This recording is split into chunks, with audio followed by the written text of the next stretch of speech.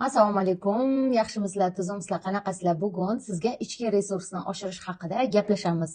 Bilasizlarmi? Ichki resurs energiyasi hamma insonda tug'ilgandanoq bo'ladi va bu narsa beriladi insonga. Lekin bu resursni biz noto'g'ri ishlatganligimiz va uni bloklanganlik holatida yopiladi. Asosiy travma bu joyda men qila olmayman, men bajara olmayman, meni qo'limdan kelmaydi deydigan xususiyatlar bilan aynan ichki resurslarni biz yopib qo'yamiz. Masalan, biz o'zi Alloh tomonidan mana shu aytaylik bino deylik yoki uy deylik yoki mashina deylik, qanday niyatimiz bo'lsa ham bu narsaga biznida ichki resurs energiyasi bo'ladi o'zi. Ya'ni Alloh tomonidan beriladi, lekin biz uni to'g'ri ishlata olmaganligimiz va diqqatni bunga qarata olmaganligimiz sabab biz ichki resurslarni yo'qotamiz va mana shu xohlayotgan xohishlarimizni ola olmaslik, yeta olmaslik, qiynalish, mana shunday holatlar, qarzdorlik, pulsizlik va o'zimiz orzu maqsadlarimizni erisha olmaslik holati kuchayib ketadi. Sababi bilasizlarmi, mana shuni uyda bo'ladigan bo'lsak, bizni ichki resursimiz shunga yetadi. Ya'ni sen buni xohlayapsan, bu ham seni xohlayapti, lekin ichki resurs diqqati bunda emas va hamma joyga tarqoq. Qanday yo'qotayotganligingizni hozir men sizga chuqur tushuntirib beraman. Shuning uchun ham aytadiki, Alloh hayotingga bermaydiganini va xayolingga bermaydi degan gapni eshitgandirsiz. Biz bu holatlarni men qila olmayman deydigan energiyada qo'rquv, ikkilanish, chegaralar qo'yish, bu narsa qo'limdan kelmaydi, bajara olmayman, negativ hislar, nafrat, g'azab, alam, har xil energiyada butun energiyalarimiz, ya'ni bizni ichki resursimiz tarqab hamma joyda tarqoq bo'ladi va mana shu o'zimiz xohlayotgan maqsadga, orzularimizga yetolmasdan qiynalamiz. Har bitta insonki shu dunyoga kelibdiki, har bitta narsaga aslida ichki quvvat, ichki resursi yetadi. Lekin biz ko'p hollarda buni telefonlarda gaplashib, g'iybat qilib, boshqa insonlarni yomon ko'rib, boshqa insonlarni kamchiligini ko'rib va diqqatimizni nafratga, alamga ishlatib, bu narsalarni juda ham ko'p tarqalib ketishiga sabab bo'lamiz. Bitta sizga eng ajoyib yechimni aytaman.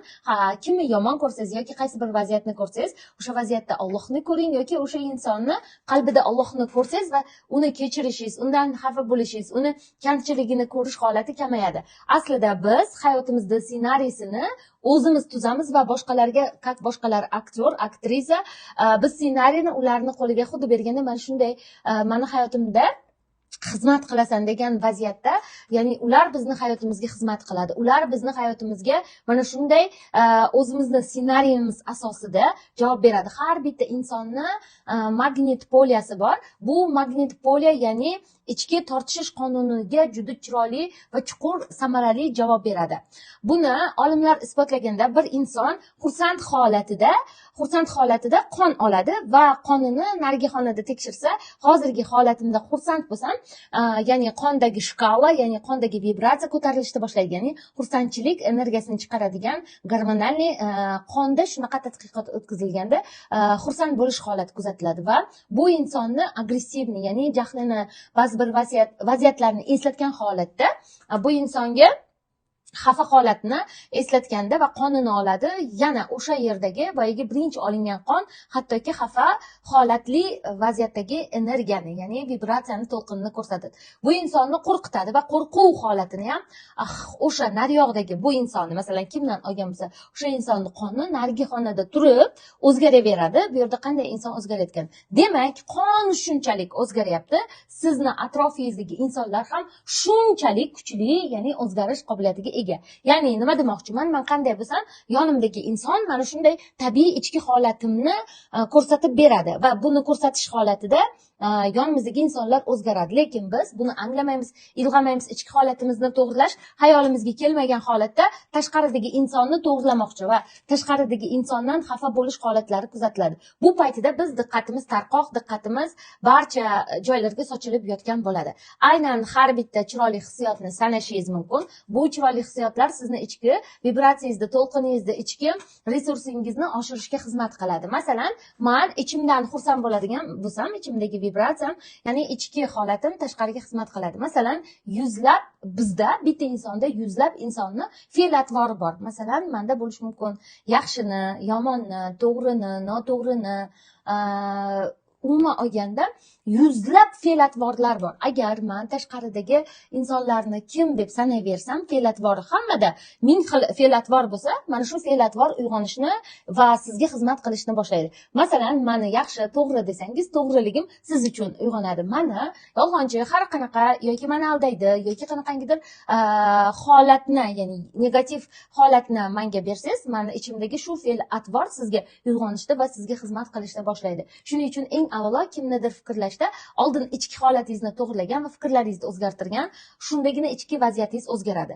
Biz ichimizdagi masalan, bizni fe'l-atvorimizga Alloh tomonidan solingan yaxshilik, go'zallik, kulgu, quvonch, samimiylik, xursandchilik, zavqlanish, huzur, mazza, rohat, sakinat, ichki xotirjamlik, xullas kalom, sevgi, muhabbat, havas, mana shunday eng yaxshi hislatlarni solib joylashtirgan, lekin biz o'zimizdan yoki xafa bo'lganimizda, biz boshqa negativ vaziyatlarga ko'p kirganimizda, yaxshi tomondan ko'ra yomon tomonni ko'p ko'rishni boshlaganimizda, mana shu sizni doirangiz bo'lsa, ya'ni magnit polengizdagi yaxshi hislatlar doirangizni tashqaridan yomon hislatlar, ya'ni bosib qo'yadi.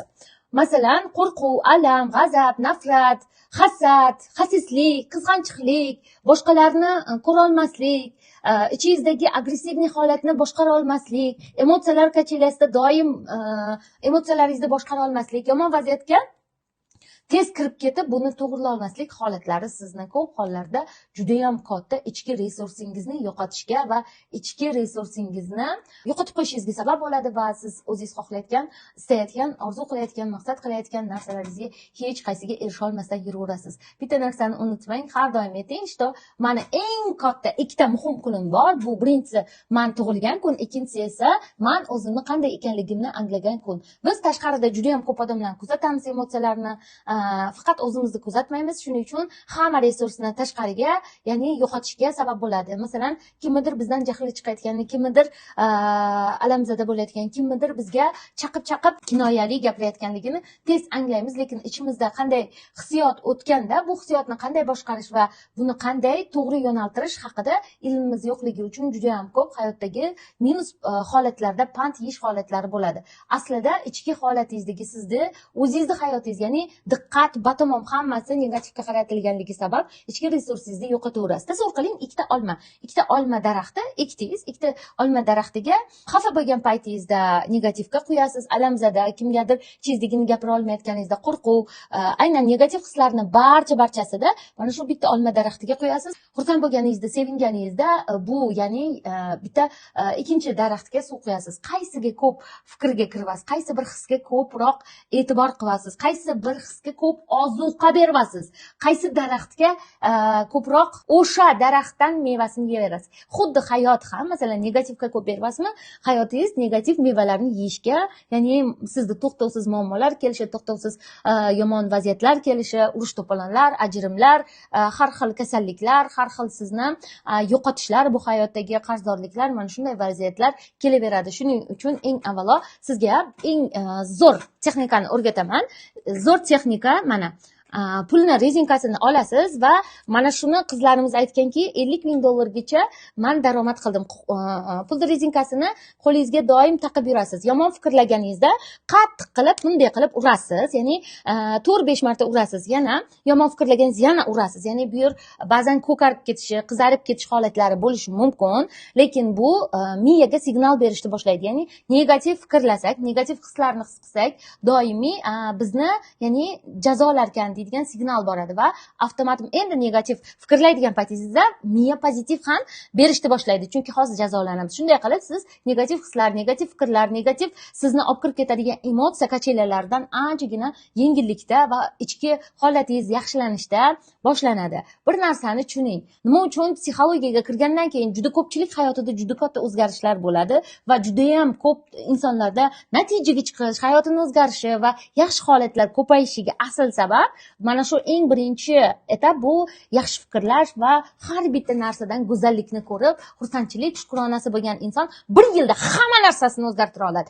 Bir yil shunaqa qilib bera olsa, lekin juda ko'p holatlarda sizda miyangizda programmalashtirilgan negativlar, programmalashtirilgan qo'rquvlar, hali keraksiz og'irlik vaziyatlarga kirib ketish holatlari ko'p bo'ladi. Sababi bunga tortadi kinolar, har xil seriallar sizni fikringizda ularni hayotida yashashingiz, ularni emotsiyasida va sizni jertvalik va qo'rquv, har xil agressivniy siqilishlar, vaziyatlar barchasi sizni energiya tarqatilib ketishiga sabab bo'ladi. Ikkinchisi, juda kech ovqatlanish va oshqozon hazm qilish uchun kechasi bilan energiya ketadi va ertalab charchoq, kuchsizlik, energiyasizlik va ichki holatni, resurs kuchini yo'qotish holatlari bo'ladi. Va undan tashqari har xil yolg'on gapirish, mana shunday vaziyatlar va har xil negativlarga hayollaringizni ketkazishingiz yoki bir hayol, ya'ni yopishqa hayollar sizga negativ holatda yopishib olgan bo'lsa, ya'ni bu qanaqa bo'ladi? Bolangizni o'limidan qo'rqsangiz yoki sizga kimdir yomonlik qilishidan, eringizni xiyonat qilishidan, eringiz ketib qolishidan, pul tugab qolishidan, har xil mana shunday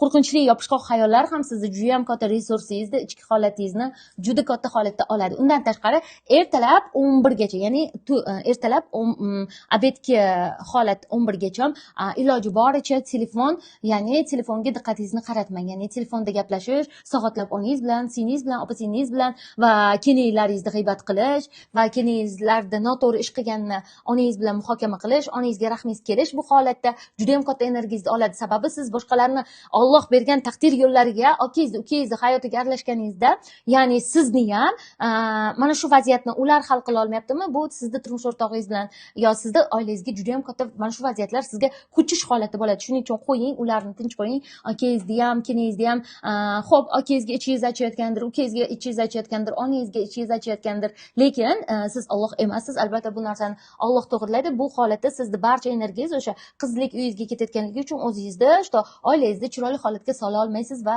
barcha diqqat energiya u yoqda. Bundan tashqari tez-tez reelslar ko'rish bu mayda dopamin bo'lib sizga qisqa xursandchilik holatini beradi, lekin sizni uzoq stressga, depressiyaga, ichki holatingizni yomonlashuviga, juda ham boshqalarning hayotini ko'rib o'zingizni hayotingizni solishtirish holatlari kuzatiladi. Masalan, zo'r shaharda mashina haydab yurgan, restoran, kafelarga borgan, erdan gullar, tillalar sovg'a olayotgan inson oddiy qishloqda yashaydigan, sigir sog'adigan va shu holatdagi, ya'ni o'zini hayoti xuddiki qadrsiz kuzatilishni va bu holat bunga juda qattiq ta'sir qilishni va stress, yomon vaziyatlar ongida shakllanishni boshlaydi. Sababi bu yerda juda katta solishtiruv, juda katta insonni energiyasi yo'qotish holati kuzatiladi. Qarang, bu holatda nima qilish kerak? Boricha hozir hayotingizda nima bor? O'sha narsadan shukronalik, o'sha narsadan maza qilish, o'sha narsadan baxtli bo'lishga harakat qilish, o'sha narsadan o'tiringda ichingizdan shukrona keltiring.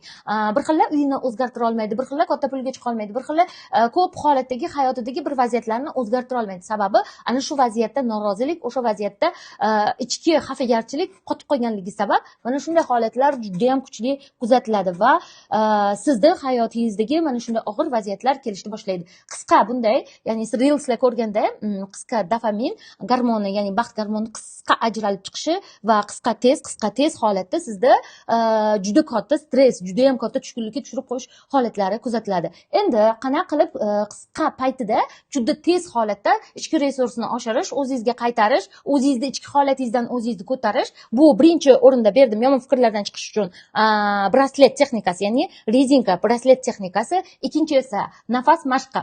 Ya'ni nafas mashqi tez 4 sekund xotirjam bo'lib olasiz, yumshaysiz, batamom qayeringiz tarrang, tajang bo'lib turgan hamma joyingizni bo'shashtirasiz, yumshashtirasiz va 4 sekund davomida chuqur nafas olasiz, 7 sekund davomida chuqur nafasni ushlab turasiz, 8 sekund nafasni chiqarasiz va bu oddiygina tabiat tovushi, ko'chadagi mashinalar, oddiy havo, ya'ni shu holatda qilasiz. Diqqatni 10 marta, 20 martagacha bir kunda masalan 2 mahal qilasiz. Ertalab kechqurun men 3 mahal qilaman va bu meni xotirjam bo'lishimga, diqqatimni yig'ishimga, boyagi miyamdagi kortizol, ya'ni zahar ishlab chiqaradigan gormonlarni yo'qotishga va hayotimga shukronalik hissini olib kelishga va juda kuchli yordam beradi. Birinchisi braslet texnikasi, ikkinchisi nafas mashqi, uchinchisi esa aynan yomon hayollardagi fikrlarni yozib ongimdan, qalbimdan, ko'nglimdan, tanamdan barchasini o'chirdim deb qog'oz bilan yozib chiqasiz. Mana shular juda tez ketishni boshlaydi. boshlaydi. Bilasizlarmi, nima uchun? Judayam tez mana shu ruchka bilan, qog'oz bilan yozganda juda hayotingizda katta o'zgarish,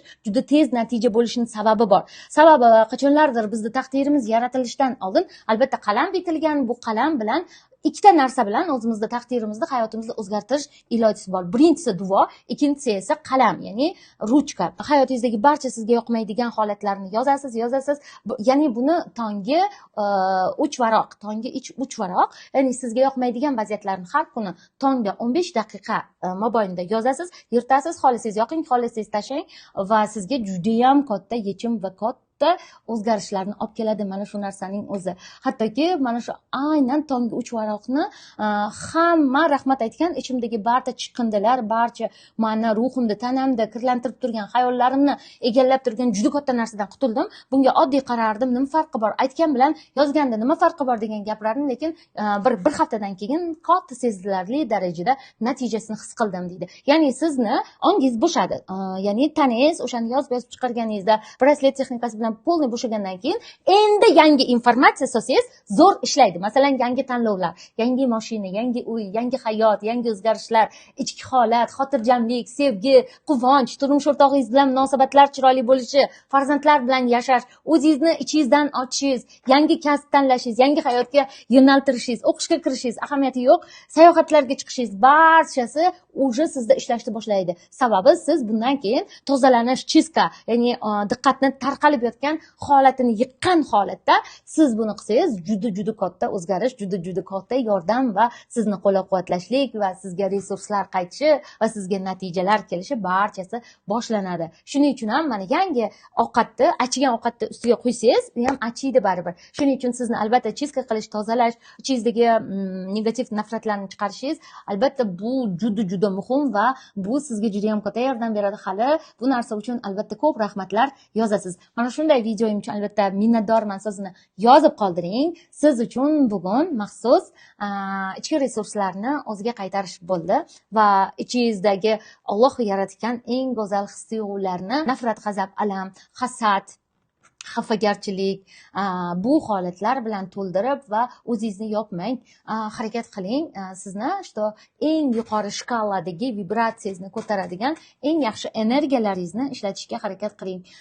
Bizda boya aytganimdek, negativ fikrlarni, yomon hislarni his qilish qobiliyati kuchli, sababi bolalikdan uni kinolarda ko'rganmiz, mahallada hamma hayotidan kelib noliganini ko'rganmiz. Sababi hech kim kelib, turmush o'rtog'im bilan zo'r sevishyapman, onangizga aytganini eshitgansiz, turmush o'rtog'im bilan zo'r yashaymiz, sevadilar, yaxshi ko'radilar, meni erkalaydilar, yaxshi gapiradilar, sovg'a beradi, pul beradi, juda ham ko'p narsalar beradi, juda ham uyga zo'r narsalar olib keladi degan gapni gapirmagan, lekin yomon gapni juda ham ko'p gapirgan. Urganni, so'kkanni, xafa qilganni, xiyonat qilganligini, pul bermaganligini va bundan ayalganligini, keraksizlik hissini, tashlab ketayotganligini, ajrim bo'lganligini, hamma yomon holatlarni ko'p ko'rsatgan. Kinolarda ham ko'rgansiz. Buni fantaziyasi sizda kuchli va buni tortish ham siz uchun juda oson. Chunki уже sizda qatlamingiz umuman negativ qatlamga aylanib qolganligi uchun, pozitiv qatlamga aylanish uchun mana shu 3 ta kuchli texnik amaliyotni ham bajaring va ichki resurslaringiz oshishni va juda ham kuchli o'zingizga qaytishni boshlaysiz.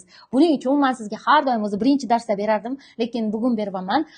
Mana shu kursni o'qib tugatgunga qadar to'liq o'chirib tashlang. YouTube'da Instagram barchasini o'chirib turing. Diqqatingizni polni shu holatga qarating va o'sha ko'p narsalarga kuchingiz, ongingiz, diqqatingiz, kuchingiz, o'sha ichki resursingiz yetayotganligini va ichki potensial orqali ko'p narsalarni amalga oshirish mumkinligini va bu sizni qo'lingizda ekanligini o'zingiz his qilasiz.